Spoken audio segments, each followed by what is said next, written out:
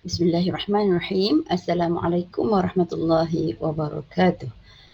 Bertemu lagi kita di dalam sesi pembelajaran kali ini di dalam pendidikan Islam tingkatan 5. Jadi untuk mendapat keberkatan kelas kita, marilah sama-sama kita bacakan doa seperti biasa. Bismillahirrahmanirrahim.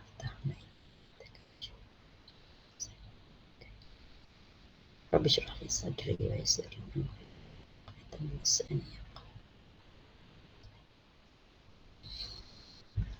Alhamdulillah, ya, terima kasih kerana kamu dapat mengikuti kelas dengan Ustazah pada hari ini, insya-Allah.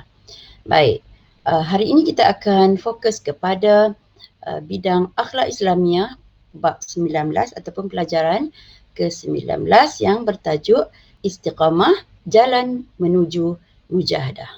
Jadi hari ini kita akan bincang apakah yang dimaksudkan dengan istiqamah dan apakah yang dikatakan mujahadah, ya. Okey. Objektif pembelajaran yang kamu perlu capai hari ini ialah berada pada 6.20.1 iaitu dapat menyatakan maksud dan dalil naqli sifat istiqamah. Objektif kedua iaitu 6.20.2 dapat menjelaskan cara memiliki sifat istiqamah sebagaimana yang Rasulullah tunjukkan. Kemudian objektif yang ketiga 6.20.3 dapat merumuskan contoh sifat istiqamah yang diamalkan oleh Rasulullah sallallahu alaihi wasallam dan seterusnya mengamalkan dalam kehidupan seharian kita, ya. Okey. Dan objektif yang keempat, iaitu 6.20.4 ialah hikmah mengamalkan sifat istiqamah dalam kehidupan. Jadi kamu dapat merumuskan apa yang dikatakan hikmah ataupun hikmah mengamalkan sifat istiqamah dalam kehidupan seharian. Okey, baik. Jadi maksud istiqamah di sini ialah ketaatan yang berterusan, ya. Ketaatan yang berterusan dalam melaksanakan suruhan Allah dan menjauhi larangannya. Maksudnya dalam melaksanakan suruhan Allah kita buat, maksudnya kita taat secara berterusan melakukan suruhan Allah, bukan hangat-hangat ayam ataupun sekejap buat sekejap tak buat, hari ni buat besok tak buat, hari ni solat 5 waktu cukup, besok tak cukup, tak boleh. Jadi dia kena sentiasa berterusan melakukan suruhan Allah dan menjauhi larangan Allah juga perlu secara berterusan, taat yang berterusan, sentiasa taatlah, tak boleh hari ni ingkar besok taat, hari ni ingkar besok tak boleh, ya. Okey, itu maksud ketaatan yang berterusan dalam melaksanakan suruhan Allah dan menjauhi larangannya. Seterusnya ialah dalil naqli sifat istiqamah.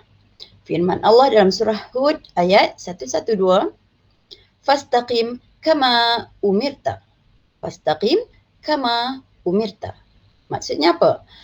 Oleh itu, hendaklah engkau wahai Muhammad sentiasa tetap teguh di atas jalan yang betul sebagaimana yang telah diperintahkan kepadamu. Jadi ayat ni walaupun menyebut wahai Rasulullah tetapi ataupun wahai Muhammad, tetapi sebenarnya kita hendaklah melaksanakan apa yang Allah perintahkan kepada Rasul kerana Rasul menyampaikan wahyu itu kepada kita untuk melakukan perkara yang sama, iaitu apa? Tetap teguh di jalan yang betul, ya. Berada di jalan yang benar. Tak boleh hari ni taat, besok ingkar, tak boleh, ya. Okey. Seterusnya Aisyah radhiyallahu anha meriwayatkan bahawa Rasulullah sallallahu alaihi wasallam bersabda yang bermaksud, apakah amalan yang paling disukai Allah Subhanahu wa taala? Lalu baginda berkata, amalan yang dikerjakan secara berterusan walaupun sedikit. Ini maksudnya apa? Berterusan buat benda baik walaupun sikit. Contoh bersedekah, ya. Berterusan bersedekah setiap bulan walaupun tak banyak, ya.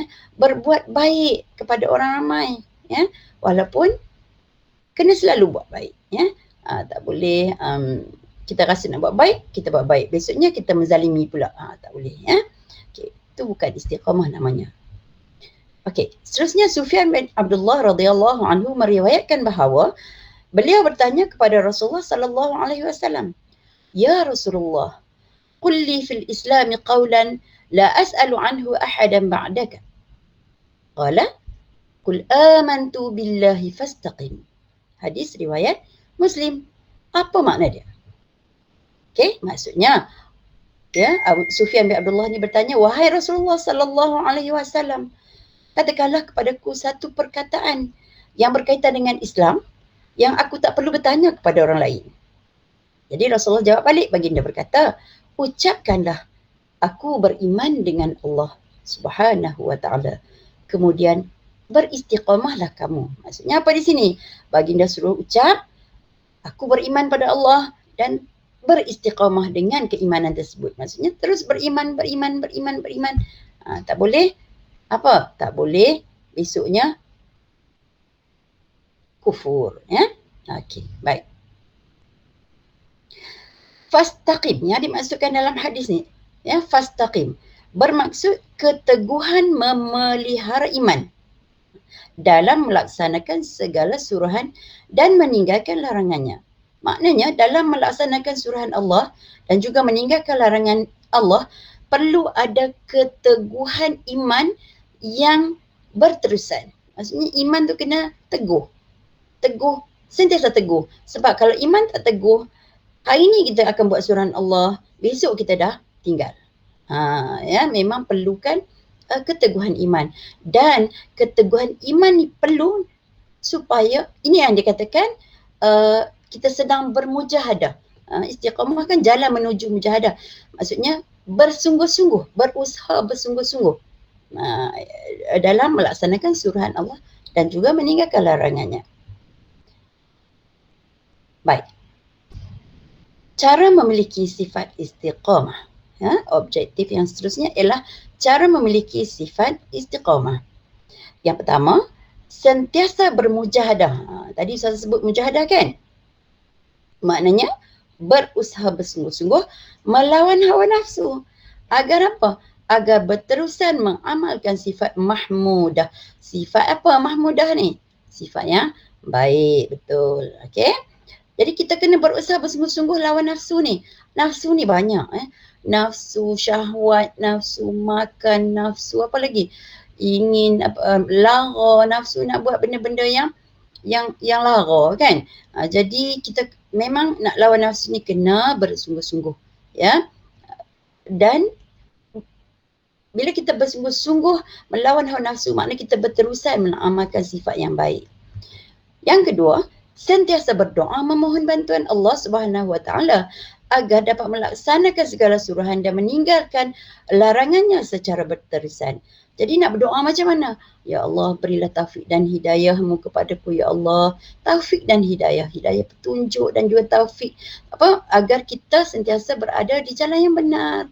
Ya, agar kita menjauhi maksiat, ya, berdoa, ya. Sebab hati kita milik Allah, ya. Hati kita ni sentiasa berbolak-balik, ya. Jadi kadang-kadang dia ada rasa malas sebab apa? Dipengaruhi oleh nafsu. Jadi kita mohon doa pada Allah. Okey, yang ketiga, sentiasa membaca dan mengambil iktibar daripada kisah para rasul yang istiqamah melakukan kebaikan. Jadi apabila kita baca, ambil iktibar kisah-kisah para rasul, kita akan ada satu motivasi, ya, untuk melakukan kebaikan. Sebab kita yakin apabila kita melakukan kebaikan, kita akan disukai, disayangi Allah. Sebab Allah kan suka benda-benda yang baik. Jadi apabila kita ambil contoh Nabi dan Rasul, kita akan rasa nak buat. Ya, itu maksud bila berterusan tu istiqamah lah. Ya.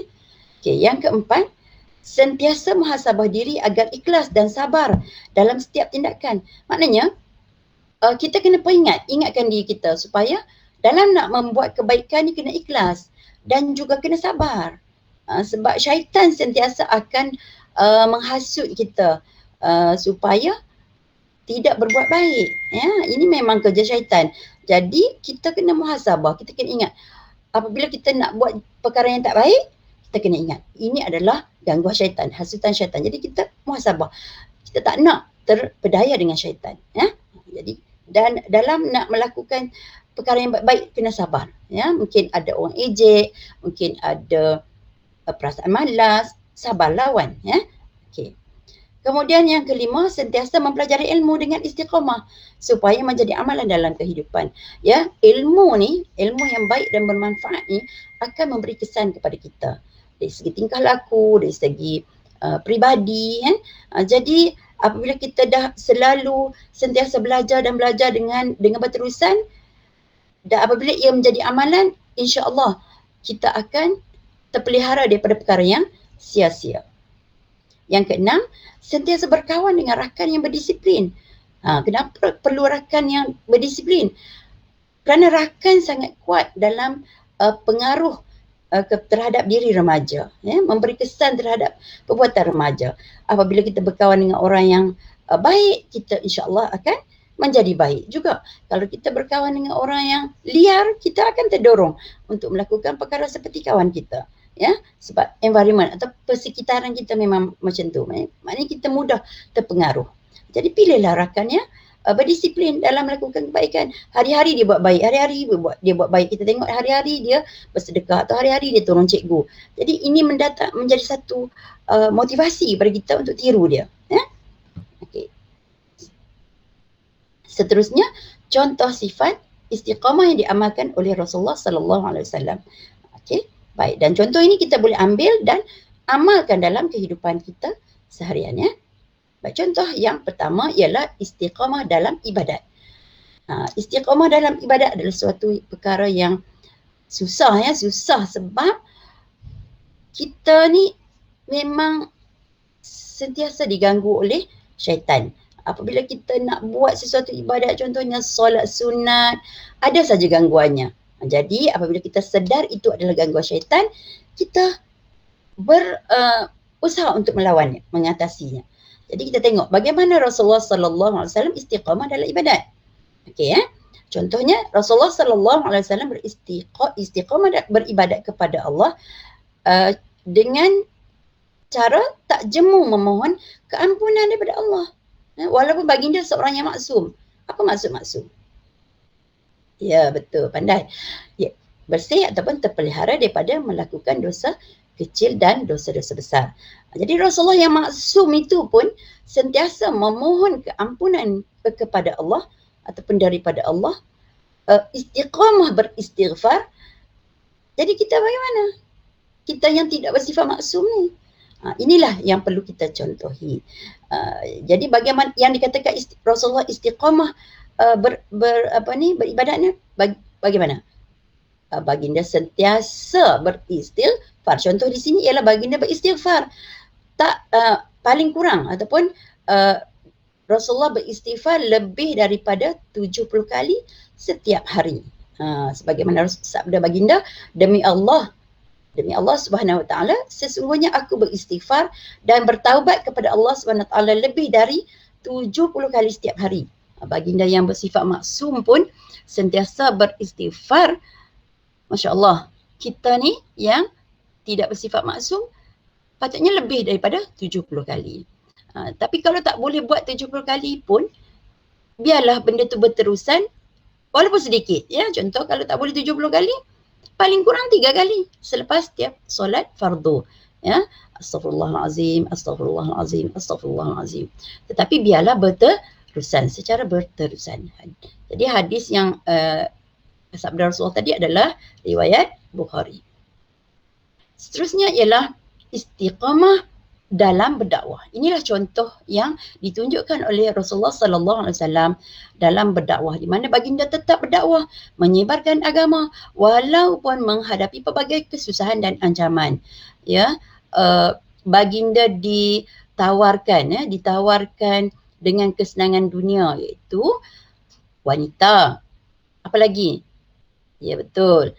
Harta. Apa lagi? Allahu Akbar, Allahu Akbar. Pangkat, kan? Tetapi baginda menolak. Allahu Akbar, Allahu Akbar. baginda menolak secara tegas. Jadi membuktikan ketegasan beliau dalam berdakwah ni, dia tak akan berhenti. Maknanya dia akan terus menerus berdakwah. Jadi kita kena ambil contoh, begitu juga dengan kita. Sentiasa berdakwah kepada rakan, kepada adik-adik ataupun ahli keluarga kita. Tak semestinya, berdakwah ni bukanlah semestinya nak buka kitab kan.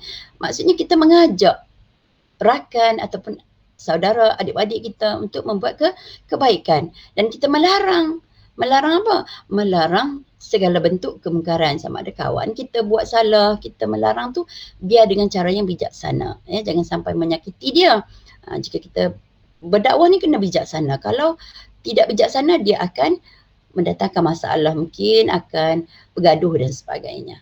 Jadi dakwah ni berbagai bentuk, mungkin melalui contoh teladan yang baik, melalui nasihat yang baik, melalui perbincangan kan yang baik. Jadi boleh dalam apa saja cara. Zaman sekarang pula boleh melalui media massa, media sosial. Jadi gunakan media sosial itu untuk tujuan berdakwah. Jangan kita jadikan media sosial itu untuk tujuan lara, untuk tujuan sia-sia yang boleh mendatangkan dosa, ya. Contoh menjadi netizen ya, mengecam sana, mengecam sini kan. Sepatutnya dia menyampaikan dakwah. Dan kalau nak berdakwah pun, contoh nak menegur seseorang di dalam media sosial, perlu ada bijaksana. Tak boleh menghentam kan. Memang kita nak tegur tapi dengan cara yang paling penuh hikmah. Okey, baik. Seterusnya kita lihat kepada objektif yang keempat ataupun yang terakhir, iaitu hikmah istiqamah. Ya. Hikmah ni maknanya kebaikan istiqamah. Yang pertama, dapat menzahirkan individu yang berakhlak mulia. Apabila kita mengamalkan istiqamah ataupun kita berterusan membuat benda-benda baik, jadi kita akan menjadi seorang yang berakhlak mulia. Ya, sebab apa? Kita selalu buat baik kan. Jadi dia akan melatih kita menjadi seorang yang berakhlak mulia. Yang kedua, membentuk insan yang teguh pendirian dalam mempertahankan kebenaran. Sebagaimana Rasulullah tadi kan, sebab dia sentiasa berdakwah, mengajak kepada kebenaran, jadi dia ada pendirian yang teguh. Baginda ada pendirian yang teguh. Ya, maknanya istiqamah dalam melakukan kebenaran ni akan melatih kita, melahirkan kita ataupun membuat kita menjadi orang yang berpendirian teguh. Yang ketiga, sifat istiqamah ni dapat memperkukuhkan jati diri. Jati diri apa? Iaitu sifat sabar dan tidak putus asa untuk berjaya.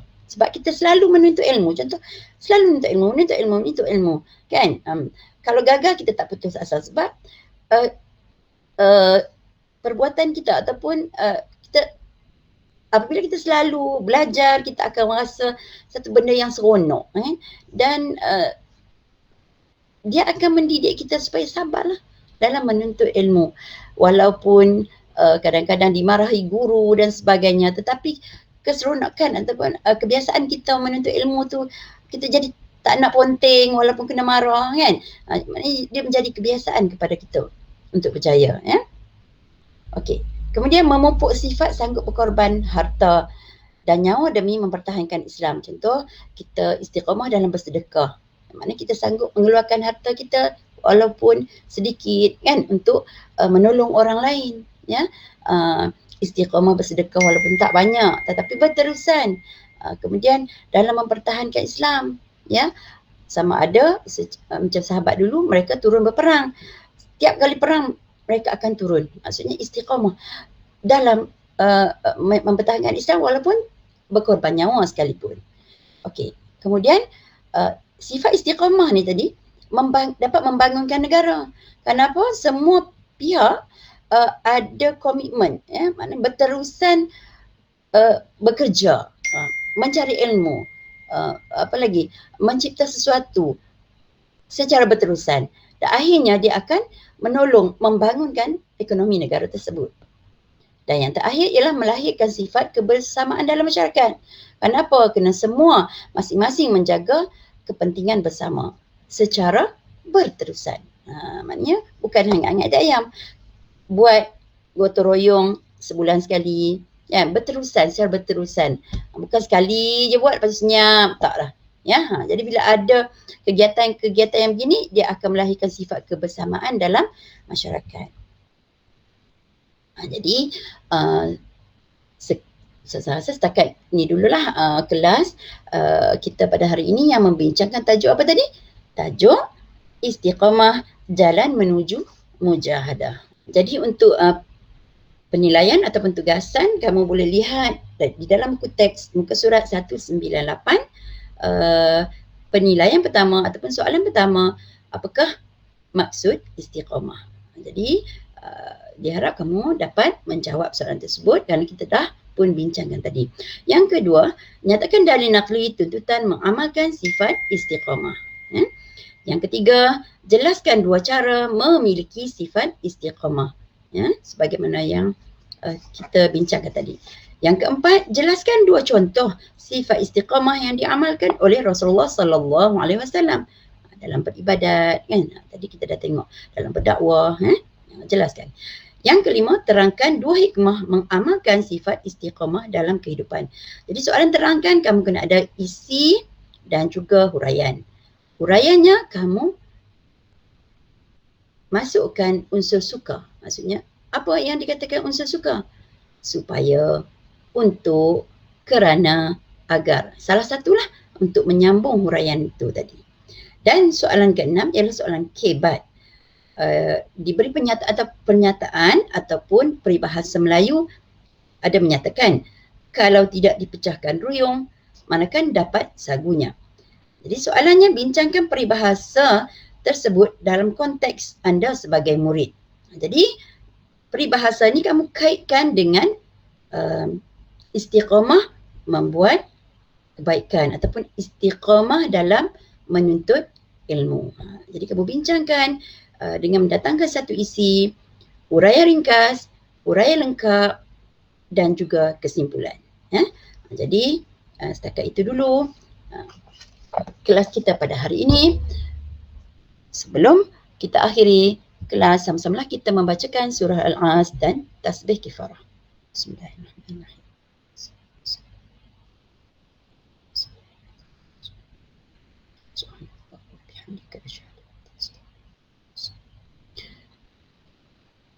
Sekian. Assalamualaikum warahmatullahi wabarakatuh.